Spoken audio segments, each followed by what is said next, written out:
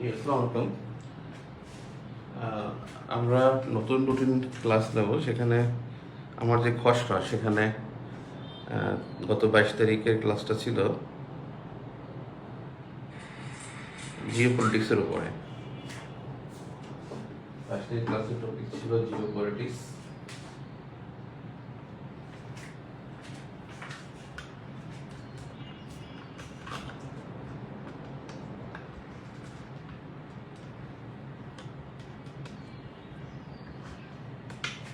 ওকে, জিও পলিটিক্সের মধ্যে যে বিষয়গুলো সাধারণত এখান থেকে রিসেন্ট তথ্য বেশি আসে, এবং সমুদ্র সীমা আইন এটা আমরা পড়ে ফেলছি। সমুদ্র সীমা আইন এটা ডান।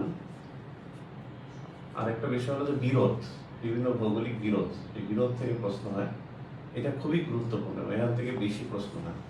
কালাপানি একবার পরীক্ষা আসছিল, এসপাটলি দ্বীপপুঞ্জ আসছিল, দক্ষিণ চীন সাগর আসছিল।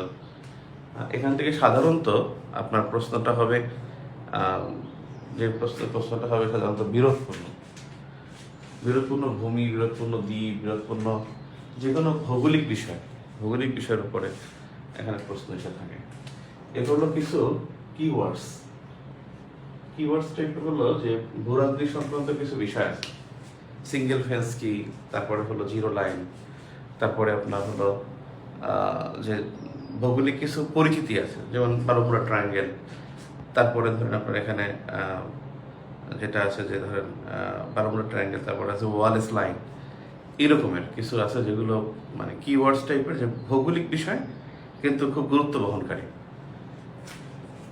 এরপরে যেটা হলো যে যেমন উপনিবেশ, এটা আমরা পড়ে ফেলছি যদিও আঞ্চলিক ব্যবস্থার মধ্যে। এই উপনিবেশ এই বিষয়টা কিন্তু জিওপলিটিক্সের অন্তর্ভুক্ত। জিওপলিটিক্যাল থটের কারণেই এই উপনিবেশগুলো সৃষ্টি হয়েছে। যদি উপনিবেশের ধারণা কিন্তু খুবই মানে আধুনিক। আর আগে যেটা ছিল সাম্রাজ্য, এই সাম্রাজ্যের অধীন, ওই সাম্রাজ্যের অধীন। আর এইটাই উপনিবেশের আওতায় আসে যে তুমি থাকবে, তোমার কেন্দ্র থেকে কিছু থাকবে, আর জনগণ মানে স্থানীয় জনগণ থেকে শাসক থাকবে, এবং তোমার কিছু মিক্স থাকবে। এটাই হলো উপনিবেশ। আর যেটাই সাম্রাজ্য, এটা হলো সম্পূর্ণই হলো যে সাম্রাজ্য থাকে, সেই সাম্রাজ্যের নিয়োগপ্রাপ্ত কর্মকর্তা বা কর্মচারী দিয়ে পরিচালিত হয়। উপনিবেশ এখানে প্রণালী চ্যানেল আপনাদের কিন্তু শুরুতেই যেটা বলা হয়েছিল যে 6টা ম্যাপের ক্লাস ছিল, ওই ম্যাপের ক্লাসগুলো একেবারে আনচেঞ্জেবল। তারপরে প্রণালী চ্যানেলটা ওর মধ্যে অন্তর্ভুক্ত। তাহলে আমরা এটা হয়ে গেছে, এটা হয়ে গেছে। আর এই যে ম্যাপের মধ্যে কিছু বিষয় আছে, ম্যাপের মধ্যে প্রণালী চ্যানেল কিছু রেখা আছে, যেমন রেখার ধারণা, বিভিন্ন রেখা, এই রেখার সাথে এই রেখা জড়িত, এটা কিন্তু ম্যাপের অন্তর্ভুক্ত। এটাও কিন্তু আমাদের ওই ম্যাপের ক্লাসের মধ্যে হয়ে গেছে। আমরা এখন দেখবো সেটা হলো যে বিরোধ, যে ভৌগোলিক যে বিরোধগুলো এবং এই বিরোধগুলো মীমাংসা কিসের মাধ্যমে হয় সেটা থেকে।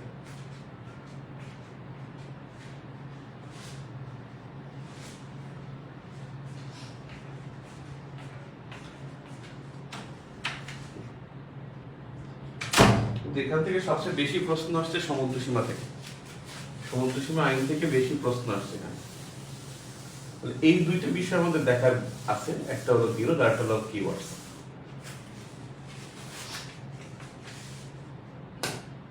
আমরা ভৌগোলিক বিরোধ দেখি। ভৌগোলিক বিরোধ যদি দেখি, মানে প্রথমে দেখলে বাংলাদেশ, ইন্ডিয়া। আর একটা জিনিস, ভূরাজনীতি দুইটা দেশে ভূরাজনীতি কিন্তু লাগবে। একটা হলো বিডি মিয়ানমার, আর একটা হলো BD India, Bangladesh India relation. Bangladesh India এবং বাংলাদেশ মিয়ানমার, এই রিলেশনটা কিন্তু খুব গুরুত্বপূর্ণ। মানে ভৌগোলিক বিরোধে গেলেই বা ভৌগোলিক আলোচনার মধ্যে গেলে এই দুইটা বিরোধী থেকে আসে। আবার বাংলাদেশ মিয়ানমার থেকে অনেকবার প্রশ্ন আসে, মানে 4-5বার প্রশ্ন আসছে বাংলাদেশ মিয়ানমার থেকে। যেমন আসছিল যে রোহিঙ্গারা কত সালে নাগরিকত্ব হারায় 1982। তারপরে আসছিল যে আরব মানে মিয়ানমার স্প্রিং, যেটা হলো মিয়ানমার বসন্ত, আসছিল যে ওদের গণতান্ত্রিক বিক্ষোভটা। আরেকবার আসছিল রোহিঙ্গাদের যে মামলার রায়ে সেখানে মিয়ানমারকে কতটি নির্দেশনা দেওয়া হয়েছে, 4টি, এটা পরীক্ষা ছিল। তারপরে প্রশ্ন আসছিল যে মংডু কোন দুই দেশের মধ্যে বিরোধপূর্ণ, যেটা 35তম বিসিএস আসছিল, বাংলাদেশ মিয়ানমারের মধ্যে মংডু। বিরোধপূর্ণ, এটা আসছিল। মানে খুব সহজ প্রশ্নও আসে নাই, আবার একেবারে মানে আসে নাই যে এমন না। বাংলাদেশ মিয়ানমার থেকে কিন্তু অসংখ্য প্রশ্ন আসছে এটা থেকে। এরপরে হলো যে বাংলাদেশ ইন্ডিয়া থেকে তো প্রশ্ন আসি, ওখানে তো আসবেই। যেমন এর আগে কতটি চুক্তি হয়েছে সেটা আসছিল, 7টি চুক্তি। বাংলাদেশ ইন্ডিয়া থেকে প্রশ্ন আসছিল যে তিস্তা নদীর উৎপত্তি করো তো কি জানি যেটা সিকিম পর্বতমালা, তিস্তা নদীর উৎপত্তি আসছিল। বাংলাদেশ ইন্ডিয়া থেকে মানে রিসেন্ট ইস্যুসগুলো যেগুলো চুক্তি হয়েছে বা রিসেন্ট সাপোর্ট ছিল যে কবে ছিটমহল বিনিময় হয়, 31 আগস্ট 2015, এরকম প্রশ্নগুলো অনেক আসছে। অর্থাৎ দুই দেশের মধ্যে সম্পর্ক পরীক্ষায় থাকি, আর ইন্টারন্যাশনাল অ্যাফেয়ার্সের মধ্যে 3টা দেশ পরীক্ষায় থাকি, একটা হলো চায়না, ইন্ডিয়া, আর একটা হলো ইউএসএ। এই 3টা দেশ থেকে প্রশ্ন থাকে, কিন্তু আমি দেখলাম যে 3টা না, এখানে 4টা দেশ পরীক্ষায় থাকে। একটা হলো মিয়ানমার থেকে পরীক্ষায় থাকার সময় অনেক বেশি, কিন্তু ওখানে চায়না, ইন্ডিয়া, ইউএসএ 3টা মিলিয়ে 2টা প্রশ্ন হলেও হয়, অথবা অনেক সময় 3টাও হয়। চায়না ছাড়া প্রশ্ন হয় না, ইউএসএ ছাড়া প্রশ্ন হয় না।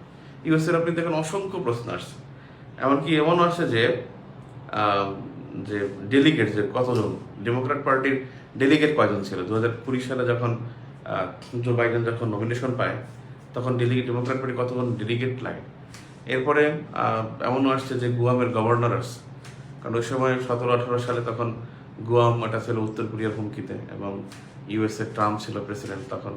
এই গুয়ামে এখানে কাছাকাছি সময় ওখানে বোমা মানে বোমা পরীক্ষা চালিয়েছিল উত্তর কোরিয়া। আরেকটা বিষয়, যুক্তরাষ্ট্রের নিজ ভূখণ্ডের বাইরে একটা অঞ্চল আছে যেখানে তাদের দেশ ছাড়া, অর্থাৎ তাদের অঙ্গরাজ্য ছাড়া, যেখানে সরাসরি ওদের গভর্নরের শাসন এবং ওদের পাসপোর্ট ব্যবহারকারী, সেটা হলো গুয়াম। যেমন হাওয়াই দ্বীপপুঞ্জ কিন্তু যুক্তরাষ্ট্র থেকে অনেক দূরে, আলাস্কাও অনেক দূরে, কিন্তু দুটি কিন্তু অঙ্গরাজ্য।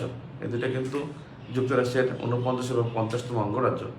কিন্তু বেসিক্যালি এই দুটো অঙ্গরাজ্যের বাইরে যে অনেক ভূখণ্ড আছে, পৃথিবীতে কমপক্ষে 839টা, ইউএসএ কমপক্ষে 839টা সামরিক ঘাঁটি আছে, এবং এই ঘাঁটিগুলো কিন্তু ওদের পাসপোর্ট ব্যবহারকারী না। যেমন গোয়ান্তানামো বে আছে, তারপর হলো আপনার ওকিনাওয়া আছে জাপানে, তারপরে দিয়েগো গার্সিয়া সেখানে কিছু আছে, জিবুতিতে আছে, বাহরাইনে আছে, এরকম অনেক ঘাঁটি আছে।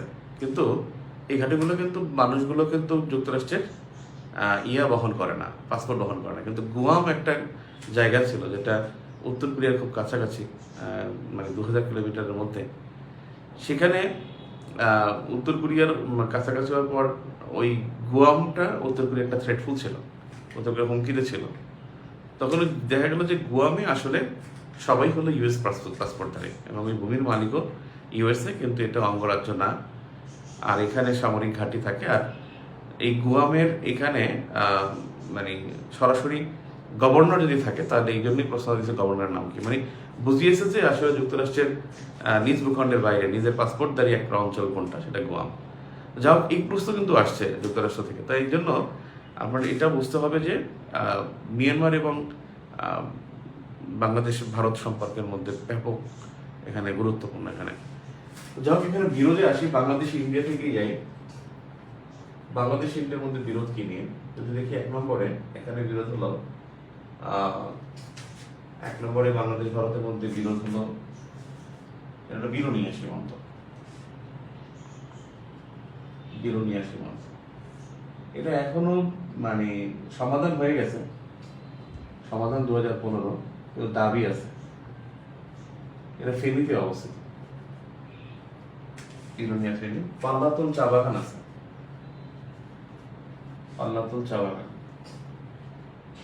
চা বাগান। এটা হলো মৌলভীবাজার। এটা এখনো দুই পক্ষেরই দাবিদার। মহুরীর চর এখানে ফেনীতে অবস্থিত, ফেনী নদীর মোহনায় অবস্থিত। এখানে দুইটা দেশই বলে যে এটা তাদের নদীর কারণে এটা উৎপত্তি হয়েছে। তারপরে বিরোধের মধ্যে একটা বিষয় হলো যে পানি বন্টন নিয়ে বিরোধ। বিশেষ করে 3টা যে মানে বাঁধ আছে, একটা ফারাক্কা বাঁধ, তিস্তা বাঁধ, ফারাক্কাবাদ, তিস্তাবাদ, আর একটা হলো টিপাই মোরপা।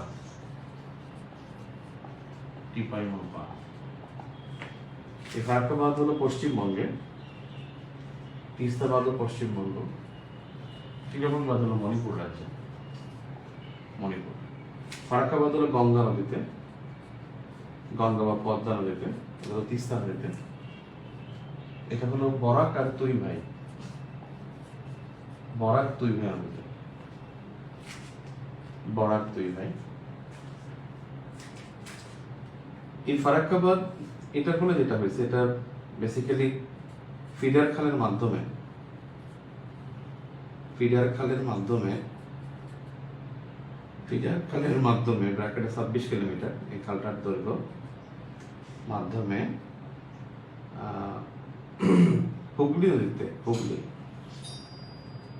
হুগলি নদীতে পানি অপসারণ, হুগলি নদীতে পানি অপসারণ।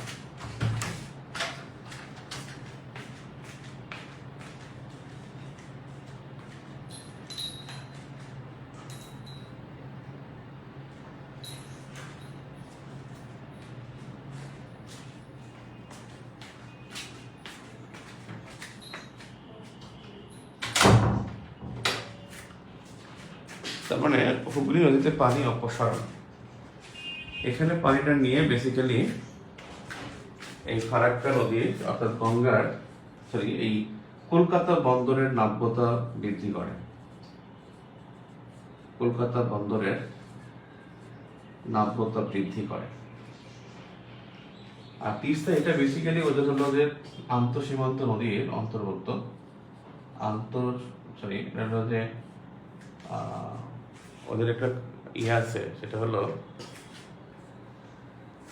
আন্তঃসংযোগ প্রকল্প, আন্তঃসীমান্ত না, আন্তঃনদীর সংযোগ প্রকল্প,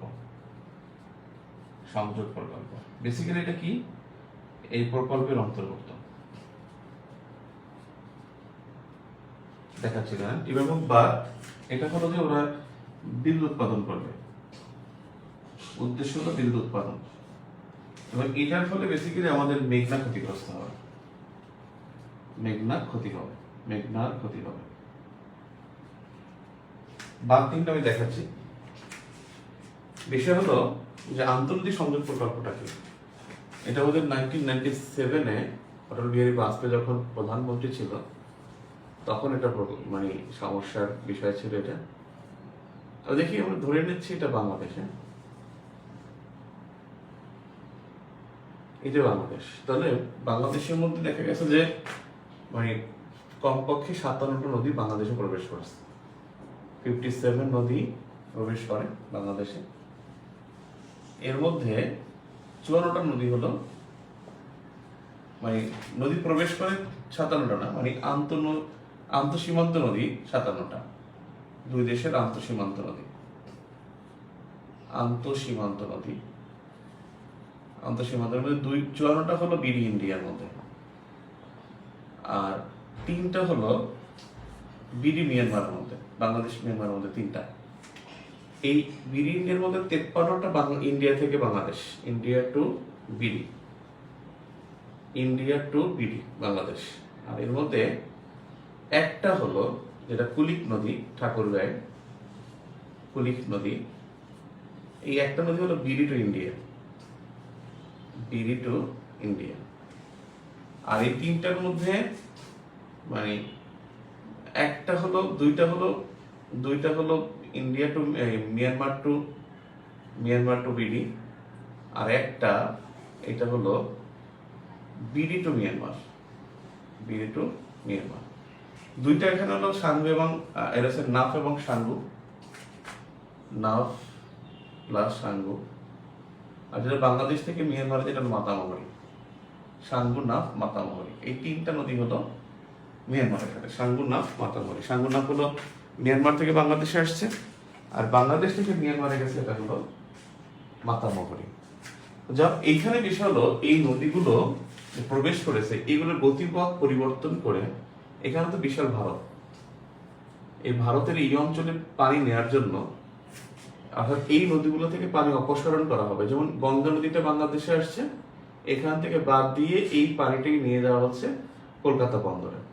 হুগলি নদীতে নেওয়া যাচ্ছে, যার কারণ কলকাতা বন্দরের নাব্যতা বৃদ্ধি পাবে।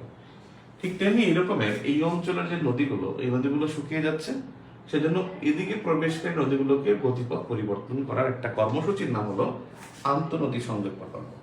এবং এখান থেকে কমপক্ষে 37 নদী বাংলাদেশে প্রবেশকারী 37টা নদীর গতিপথ পরিবর্তন হয়ে যাবে। ওরা 1996-এ এই পরিকল্পনা করছিল, পরে 1997 এটা পাস হয়। হাইকোর্টে আবার এটা স্টে অর্ডার ছিল। এইটাই আবার 2019 সালে ওরা নতুন করে মানে সুপ্রিম কোর্ট থেকে বলছে যে না, এই প্রকল্প করা যাবে। আর ওরা বলছে যাবে না, মানে আগের বলছিল কোর্ট বলছিল যাবে না, পরে বারে এই সুপ্রিম কোর্ট বলছে যে যাবে। এরপরই বাংলাদেশের সাথে একটা মানে আস্তে আস্তে প্রবলেমটা আরো বেশি ক্রিয়েট হয়। আর এই এই নদীগুলো যদি নিয়ে যায়, আমাদের কিন্তু নদীগুলো মরে যাবে, আমাদের এই নদীগুলো মরে যাওয়ার একটা আশঙ্কা আছে। সেজন্য দুই দেশের মধ্যে বড় একটা সমস্যা হলো যে পানি বন্টন।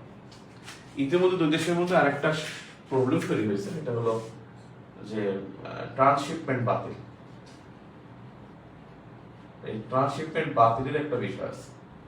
ট্রান্সশিপমেন্ট বাতিল, যেটা ভারত বাতিল ঘোষণা করছে, ভারত বাতিল ঘোষণা করে, তারিখটা লাগবে, তারিখটা তো মনে নেই, এই তো 15 দিন 7 দিন 10 দিন, গত শুক্রবারের আগে শুক্রবার মনে হয়, তাহলে ধরা যায় যে 11-12 এপ্রিল দিকে হবে, তারিখটা লাগবে, তারিখটা খুবই ইম্পর্টেন্ট।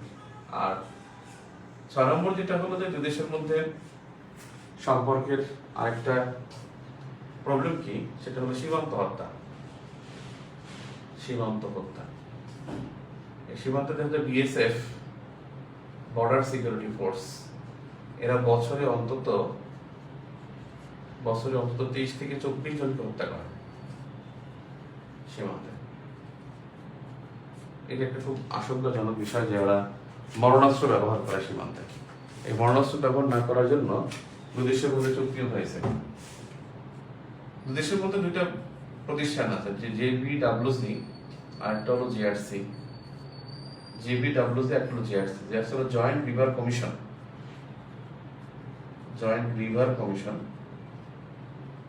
এই কমিশনটা হয়েছে 1972-তে। আর জেবিডব্লিউসি জয়েন্ট বাউন্ডারি ওয়ার্কিং গ্রুপ, দেশের স্বরাষ্ট্র মন্ত্রণালয়ের অধীনে হয়েছে। এটা পানি সম্পদ মন্ত্রী, দেশের পররাষ্ট্র মন্ত্রণালয় কিন্তু পানি সম্পদ। জয়েন্ট বাউন্ডারি ওয়ার্কিং গ্রুপ এটা 2003 সালে হয় দেশের স্বরাষ্ট্র মন্ত্রণালয়ের অধীনে, যে তারা যৌথভাবে কাজ করবে। কিন্তু বেসিক্যালি যেটা হয়েছে যে এই জয়েন্ট বাউন্ডারি ওয়ার্কিং গ্রুপে একচ্ছত্র আধিপত্য থাকে হলো ভারতের। জিআরসি তো ভারতের আধিপত্য,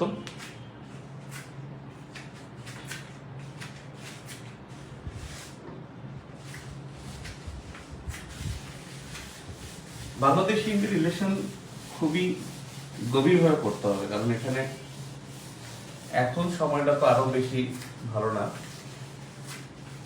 এখনকার সময়টা হলো যে মনে করছেন আমরা বলি দিল্লি না ঢাকা, ওরা কি শোনে না, এটা শোনে। আমাদের আসলে এই স্লোগানটা না দেওয়াটা উত্তম, মানে এটার মাধ্যমে তারা থ্রেটফুল হয় না, বেসিক্যালি তাদের গুরুত্বটা প্রকাশ পায়। আপনি প্রতিপক্ষকে নিয়ে মাথা ঘামাচ্ছেন, এখানে একটা প্রতিপক্ষের একটা গুরুত্ব থাকতে পারে, প্রতিপক্ষকে সেটা বুঝতে দেওয়াটা হলো বোকামি। ডিপ্লোমেসিতে এটা অ্যালাউ করে না। ডিপ্লোমেসি কখনোই যুদ্ধকে অ্যালাউ করে না, ডিপ্লোমেসি হিংসাকে অ্যালাউ করে না। ডিপ্লোমেসি মানে হলো যে পিসফুল কোঅপারেশন এবং পিসফুল কোএক্সিস্টেন্স। পিসফুল কোঅপারেশন হলে শান্তিপূর্ণ সহযোগিতা থাকবে অথবা শান্তিপূর্ণ সহাবস্থান থাকবে। তোমার অবস্থান আছে, আমার অবস্থান, যদিও কোএক্সিস্টেন্স বা সহাবস্থান কখনোই শান্তিপূর্ণ হয় না, উত্তেজনা করা হয়। তার মানে এখানে শব্দটা ব্যবহার করে পিসফুল, আসলে কিন্তু এটা উত্তেজনাকর। কিন্তু পিসফুল ব্যবহার করে ডিপ্লোমেসির কারণে। ডিপ্লোমেসি অলওয়েজ যেটাকে বোঝায় সেটাকে বোঝায় যে সহযোগিতা, পারস্পরিক সহযোগিতা, শ্রদ্ধা, রেসপেক্ট অ্যান্ড কোঅপারেশন। পিসফুল হয়তো কোঅপারেশন হবে, নয়তো কোএক্সিস্টেন্স হবে, পিসফুললি হবে। আমরা তো যেটা বলতেছি এটা কিন্তু ডিপ্লোমেসি না, দিল্লি না ঢাকা বলতেছি, ওরা যেটা বলে সেটাও তো হচ্ছে না।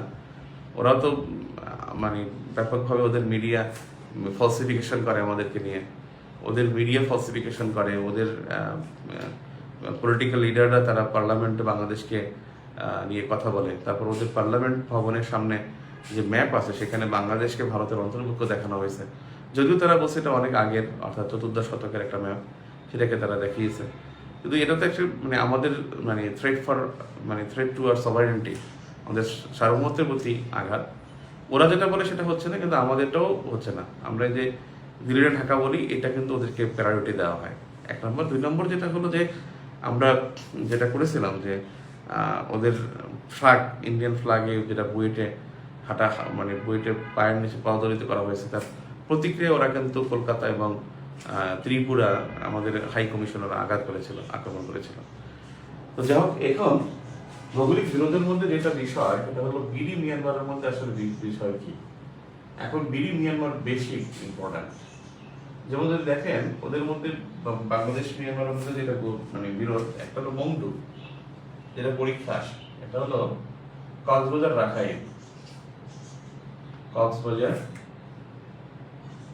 রাখাইনের মধ্যে বিরোধপূর্ণ সীমান্ত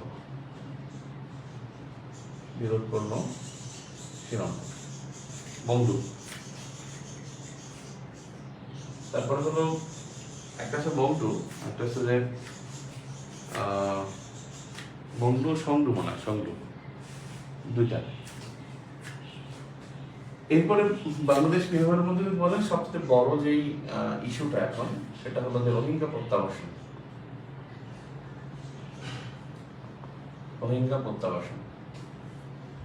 এই রোহিঙ্গারা যদি বলা হয় প্রথম আসে কবে, প্রথম বাংলাদেশে আসে 1978। দ্বিতীয়বার যেটা মানে স্রোত যেটা এমনি আসছে তো অনেকবার, দ্বিতীয়বার আসে 1991-এ, 1991 সালে। আর তৃতীয়বার যে স্রোতটা শুরু হয় সেটা হয় 2016 সালে। 2016 সালে 27 আগস্ট,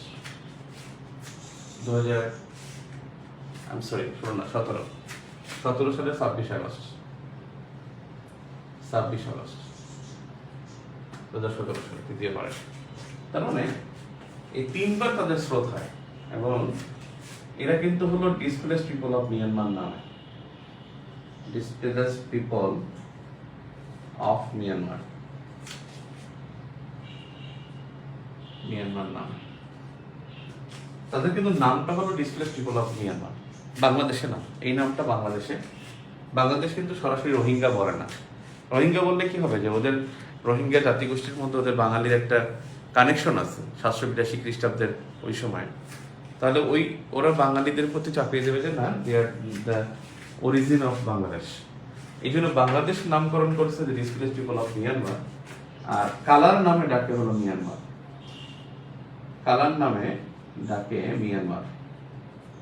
আর মিয়ানমার তাদেরকে কালার বলে, মানে বর্ণ বলে একটা, যে মিয়ানমারে কিন্তু নাগরিকত্ব প্রদান করা হয় জাতিগোষ্ঠীর ভিত্তিতে। এটা কিন্তু মনে রাখবেন, মিয়ানমারে নাগরিকত্ব প্রদান করা হয় জাতিগোষ্ঠীর ভিত্তিতে।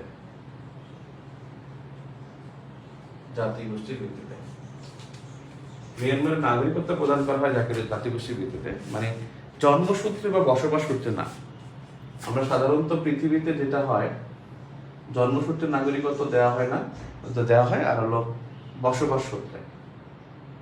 কিন্তু ওদের এই দুইটাকে দেওয়া হয় না, ওরা জাতিগোষ্ঠীর ভিত্তিতে দেয়। এবং 1982 সালে ওরা রোহিঙ্গাদেরকে রাষ্ট্রহীন জনগোষ্ঠী করে, অর্থাৎ 1982 সালে মিয়ানমার রোহিঙ্গা জনগোষ্ঠীকে রাষ্ট্রহীন জনগোষ্ঠী বলে। রাষ্ট্রহীন জনগোষ্ঠী হিসেবে এনলিস্টেড করে। তারা কোনো রাষ্ট্রের জনগোষ্ঠী না, এইটা বুঝিয়েছিল মিয়ানমার। এখন হলো যে এ পর্যন্ত আসলে প্রায় 13 লাখ রোহিঙ্গা এরা বাংলাদেশে বসবাস করে আসে, 13 লাখ রোহিঙ্গা বাংলাদেশে আসে, এবং এটার জন্য যেটা মৌ স্বাক্ষরিত হয়, মৌ যেটা হলো রিপ্যাট্রিয়েশন বা প্রত্যাবাসন। রিপ্যাট্রিয়েশন জন্য মৌ স্বাক্ষরিত হয় 2017 সালের 23 নভেম্বর। 2017 সালের 23 নভেম্বর একটা মৌ স্বাক্ষরিত হয়েছে, যেটা এখন পর্যন্ত স্টিল নাও এটা মানে রেটিফাইড বা হলো কার্যকর হয়নি, এখন পর্যন্ত কার্যকর হয়নি, এবং এই জন্য আসলে মিয়ানমার সরকার দায়ী। কার্যকর হয়নি যেটা বলছে তারা, যে সম্প্রতি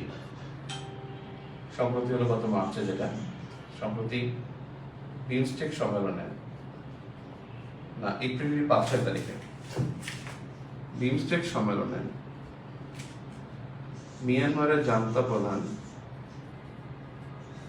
মিয়ানমারের জান্তা সরকার 1,80,000 রোহিঙ্গাকে ফেরত নিতে সম্মতি প্রকাশ করে। 1,80,000 রোহিঙ্গাকে ফেরত নিতে সম্মতি প্রকাশ করে।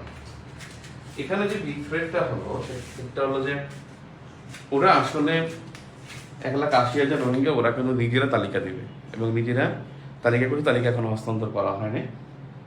কিন্তু বেসিক্যালি প্রত্যাবাসন, রিপ্যাট্রিয়েশন বা প্রত্যাবাসন, এটা কিন্তু আসলে এমনি এমনি হয় না। আপনি পাঠাই দিলে রিপ্যাট্রিয়েশন হবে না।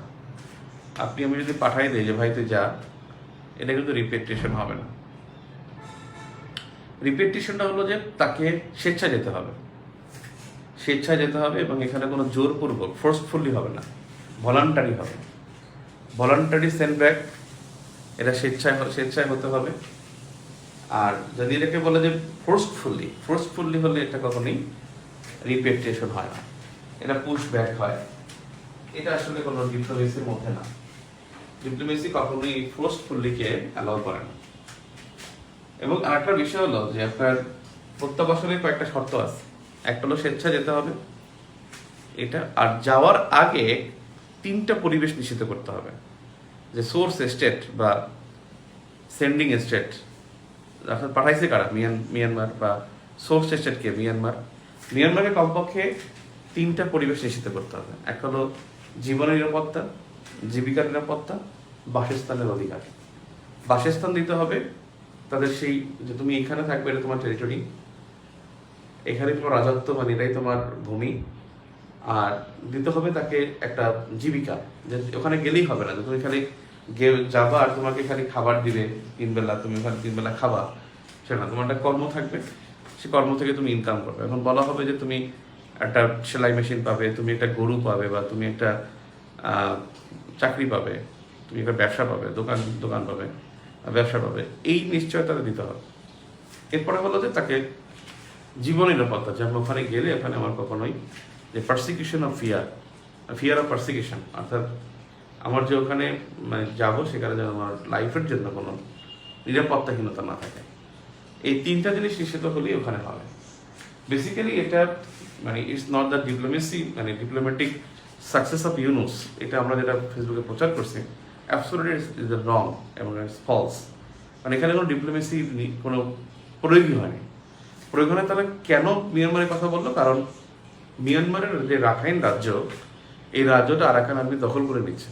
এখানে 17টি জেলার মধ্যে 14টি জেলা কিন্তু আরাকান আর্মি দখল করে গেছে, বাকি 3টা জেলা আছে। সেজন্য ওখানে যদি আরাকান আর্মির সাথে ফাইট করার জন্য যাদেরকে দরকার, সেটা হলো এখানে 1,80,000 যদি নেয়, এই 1,80,000 হবে রোহিঙ্গা জনগোষ্ঠীর, রোহিঙ্গাদের মধ্যে যারা পুরুষ তারা, এবং তাদেরকে দিয়ে যুদ্ধ করাবে। বেসিক্যালি এইটা, এবং এটা রোহিঙ্গা মানে স্টিল তারা জানে যে তাদেরকে ওখানে যুদ্ধ করাবে জোরপূর্বক, আরাকান আর্মির সাথে তাদেরকে সরাসরি ফাইট করতে হবে। তাহলে কি হচ্ছে ওখানে, তারা কিন্তু আর ফোর্সফুলি মানে তারা কিন্তু আর মানে ভলান্টারিলি তারা কিন্তু যাবে না। তাদেরকে ফোর্স করা হলে যাবে, আর ভলান্টারিলি তারা যাবে না। যদি ফোর্স করি that never B A repatriation, তখন এটা হবে সেন্ড ব্যাক বা পুশ ব্যাক, এটা হবে জোরপূর্বক আমি তাদেরকে ফেরত পাঠাচ্ছি। যদি স্বেচ্ছায় যেতে হবে, এটা হবে মানে আপনার প্রত্যাবাসন। প্রত্যাবাসনের শর্ত হলো 3টা। এক, জীবন নিরাপত্তা। 2, জীবিকা নিশ্চয়তা। 3,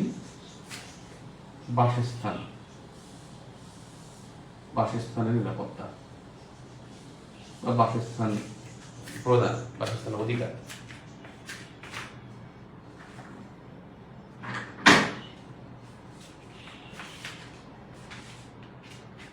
অর্থাৎ আপনি পাঠাই দিলে সেটা কিন্তু রিপেট্রিয়েশন হবে না। তো এখানে যেটা হয়েছে যে আমাদের বাংলাদেশের যেই অংশটা, এই যে এখানে কিন্তু এই জায়গাটা কিন্তু পুরোটা রাখাই, এখান থেকে এই পর্যন্ত এটা রাখাই, এত বড় না। এই এদিকটা এখানে কিন্তু একটা কর্নার আছে, এখানে এটা উপসাগরের মতো আর কি একটা স্রোত ঢুকছে। এরপরে এই জায়গাটা হলো মিয়ানমার, এটা মিয়ানমার। এই যে হলো রাখাইন, আর এখানে হলো নাইপিদো, যেটাকে আমরা ওদের রাজধানী বলি নিপিদো। তো এই রাখাইনটা হলো একেবারে কক্সবাজার বান্দরবানকে ঘেঁষে, এবং এইখানটায় 17টা ডিস্ট্রিক্টের মধ্যে 14টা কিন্তু অলরেডি আরাকান আর্মির দখলে। এদের ওদের ফাইট করার জন্য আসলে ওরা রোহিঙ্গাদেরকে রেখেছে। আর সবকিছু তো ফেসবুকে আপনারা বলতে পারেন না বা বলার না, ফেসবুকে যখন হাইপ চলে সবাই খালি থ্যাঙ্কসই দেয়।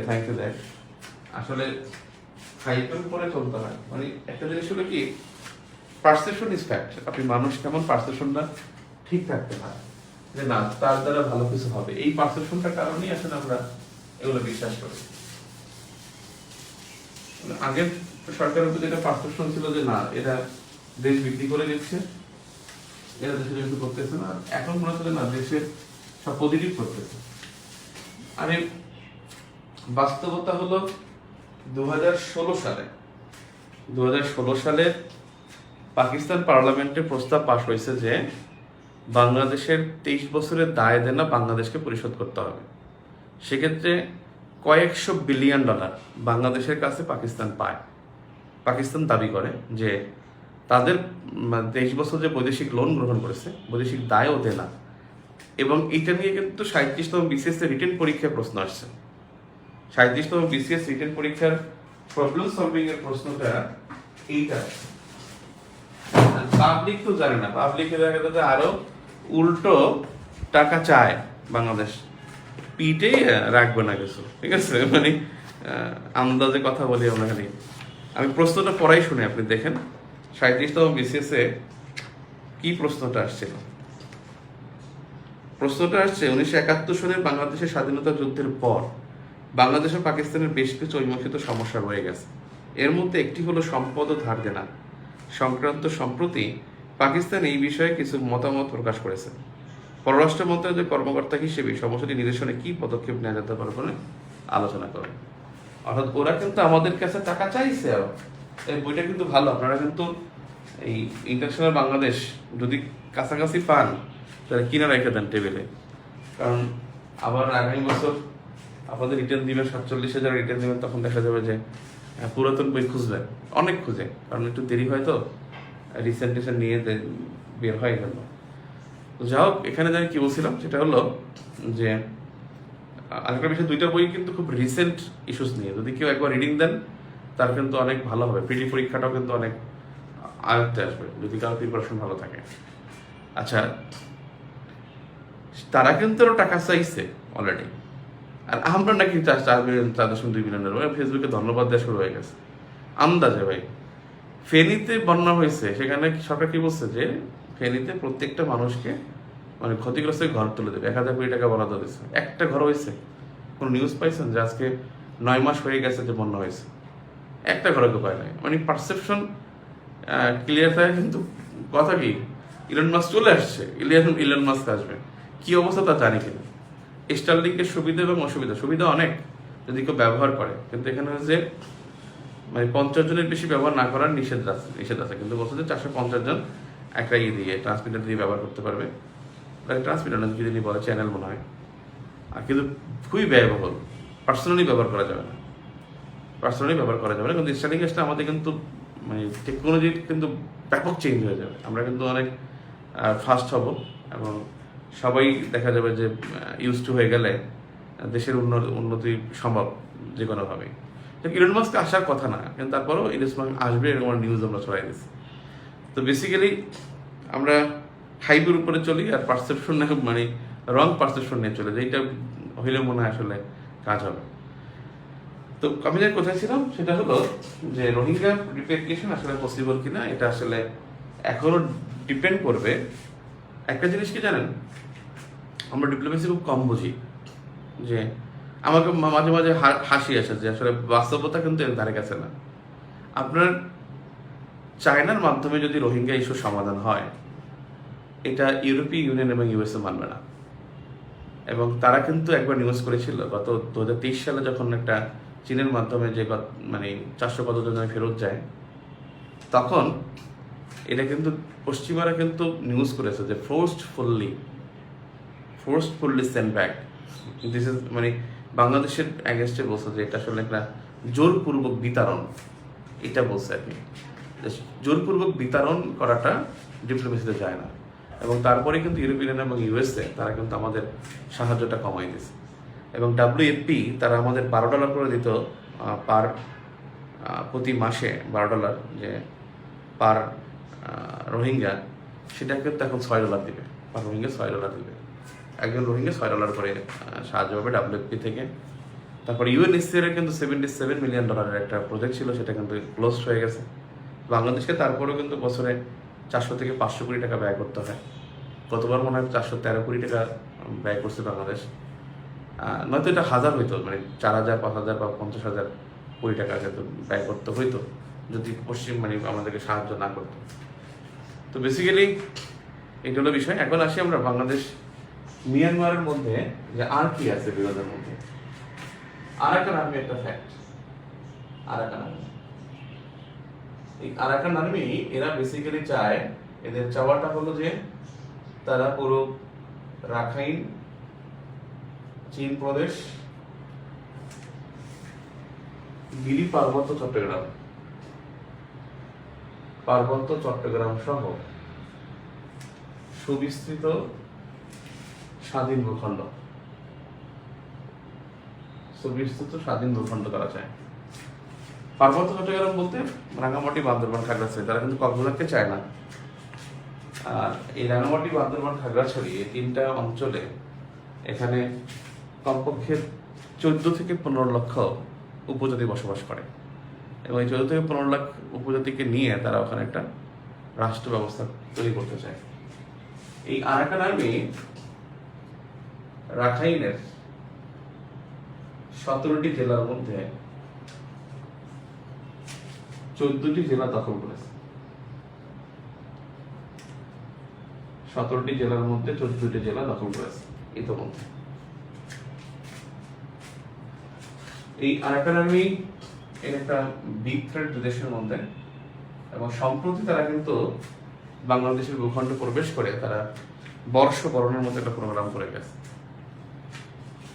আরাকান আর্মি গেল, এরপরে দেশের মধ্যে মানে দেশের মধ্যে বিরোধের একটা বিষয়, আরাকান আর্মি কিন্তু বিডি জাহাজ, বাণিজ্য জাহাজ হাইজ্যাক করেছে। করে একটা বিষয় হলো সেন্ট মার্টিন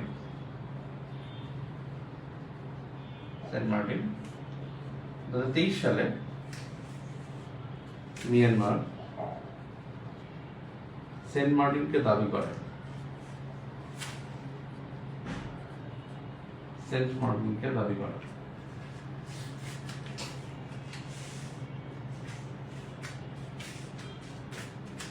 সেন্ট মার্টিনকে দাবি করে 2023 সালে। বিরোধের আরেকটা ইস্যুস হলো যে নাফ নদী।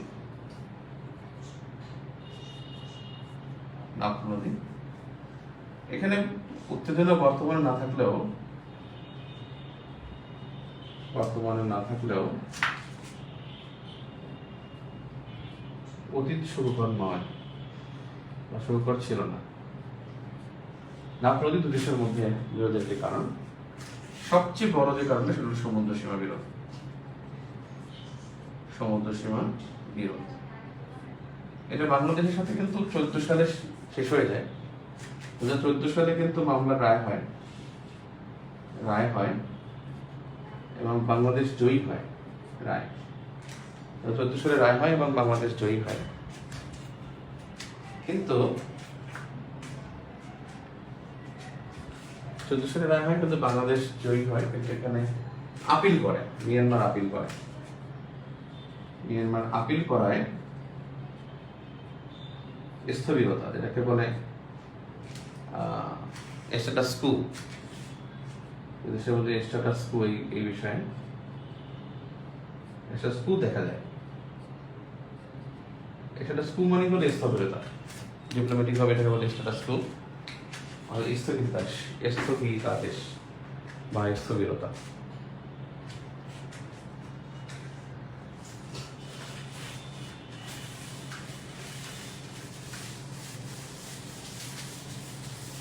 রাখাইন কিন্তু বাংলাদেশের মানে রাখাইনের সাথে সীমান্ত মিয়ানমার ছাড়া একমাত্র বাংলাদেশের সাথে আছে। এই জন্য বাংলাদেশ ইনসিকিউরিটির মধ্যে আছে, কারণ আরাকান আর্মি একটা গেরিলা গোষ্ঠী, তাদের সাথে আসলে পিসফুল ডিপ্লোমেসি করা খুবই রিস্কি। দেখেন পৃথিবীতে এখন বিরোধের গুরুত্বপূর্ণ একটা বিরোধের অংশ হলো যে বাবেল মানদেব। বর্তমানে বাবেল মানদেব বা লোহিত সাগরের প্রবেশদ্বার,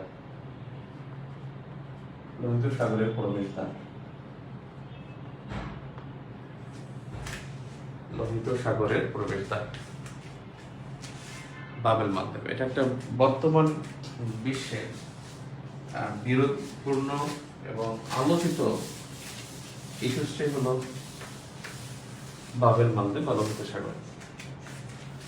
দেখেন এখানে এইটা হলো আফ্রিকা, এইটা হলো ইউরোপ, এটা হলো মধ্যসাগর, এটা হলো আটলান্টিক। এই পাশে ইউএসএ, এটা তো বুঝতে পারছি, ইউএসএ এটা দক্ষিণ আমেরিকা, ইউএসএ এটা হলো দক্ষিণ আমেরিকা। এটা হলো আরব উপদ্বীপ। উপদ্বীপ বলা হয় তিন দিকে পানি থাকলে এত মধ্যপ্রাচ্য, এই সম্পূর্ণ মধ্যপ্রাচ্য, আরব উপদ্বীপ সহ এখানে ইসরায়েল। এটা হলো আরব সাগর, নিচে ভারত মহাসাগর। এইটা হলো লোহিত সাগর বা রেড সি। এটা হলো সিনাই উপদ্বীপ, সিনাই, এখানে সুয়েজ খাল। এইটা হলো সুয়েজ খাল, এটা মিশর, এখানে কিংডম অফ সৌদি আরব। এইটা হলো ইয়েমেন। সৌদি আরব, মিশর পাইলাম, এটা হলো রেড সি, এটা আরব সাগর।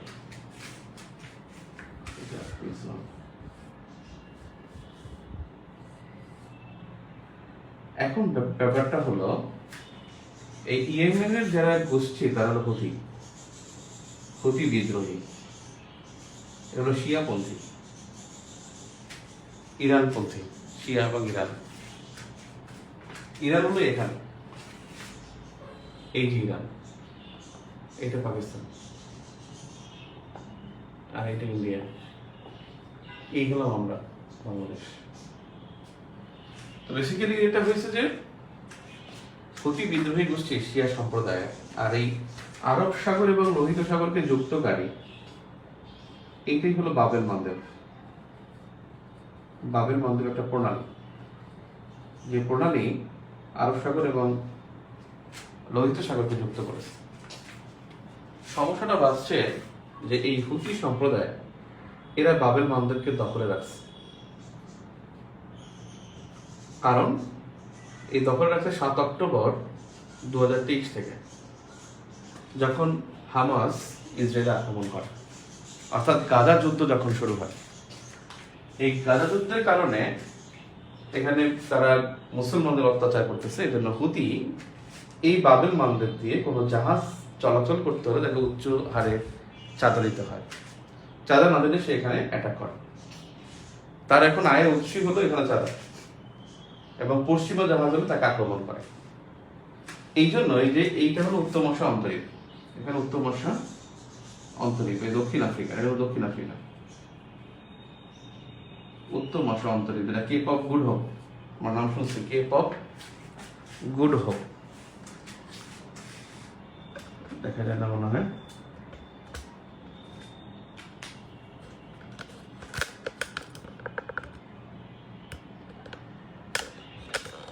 দেখেন ভারত কেন আমাদেরকে এটা বাতিল করলো, যে ট্রান্সশিপমেন্টটা বাতিল করছে, যে আমরা কিন্তু আমাদের গার্মেন্টস প্রোডাক্ট জাহাজে গেলে তার মানে জাহাজে যদি যায় তাহলে ভারতের মাধ্যমে গেলে 2.5 গুণ খরচ বেশি হয়, 1.5 থেকে 2.5 গুণ খরচ বেশি হয়।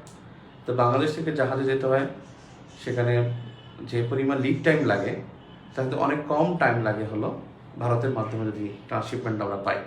কীভাবে যায়? আমাদের এখান থেকে ট্রাকে দিল্লি যায়, দিল্লি পর্যন্ত ট্রাকে আমাদের প্রোডাক্টটা যায়, এবং দিল্লি এয়ারপোর্ট থেকে এটা সরাসরি ইউরোপে চলে যায়, ইউরোপে বা আমেরিকায় চলে যায়। কিন্তু আমাদের যেটা হলো যে ইউরোপে যেতে হলে আমরা যদি ওখানে দিল্লির মাধ্যমে না যাই, এয়ারে যদি না যাই, তাহলে আমাদের যেতে হয় কিসে?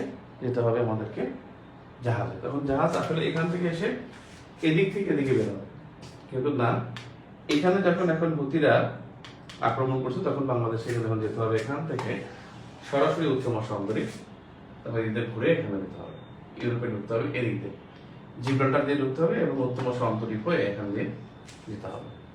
এখন তাদের খুব বেশি মানে ঘোরা হয়, একটু ঘোরা হয়, খুব বেশি তো আমার কাছে মনে হয় না। এখন ইতালিতে যেতে গেলে তো এখান থেকে বেশি যেতে হচ্ছে, কারণ এদিক থেকে যখন জাহাজটা এখান থেকে আইসা এদিক দিয়ে ঢুইকা এইটা যাবে, এখানে ট্যাক্স দিবে, এখানে ট্যাক্স দিবে, তার সাথে এখানেও ট্যাক্স দিল অল্প কিছু, আর এখানে বেশি দিল, তারপরে গেল। আর সরাসরি আসলে কিন্তু এখানে দূরত্বটা একটু কম হয়। যাও, এই কারণে এখন ভারত এটা মানে আমাদের এই ট্রান্সশিপমেন্টটা বাতিল করেছে। এই বাবেল মানদেব এটা হুতিদের দখলে, এবং এটা 7 অক্টোবর 2023 থেকে হুতিরা দখলে রেখেছে, এবং পশ্চিমাদের এখান থেকে আক্রমণ করে। এই জন্য ইউএস এর একটা পলিসি আছে, ইউএস সেন্টকম পলিসি, ইউএস এর সেন্টকম পলিসি। সেন্টকম মানে হলো সেন্ট্রাল কমান্ড, সেন্ট্রাল কমান্ড। এখানে 11টি কমান্ডোর অধীন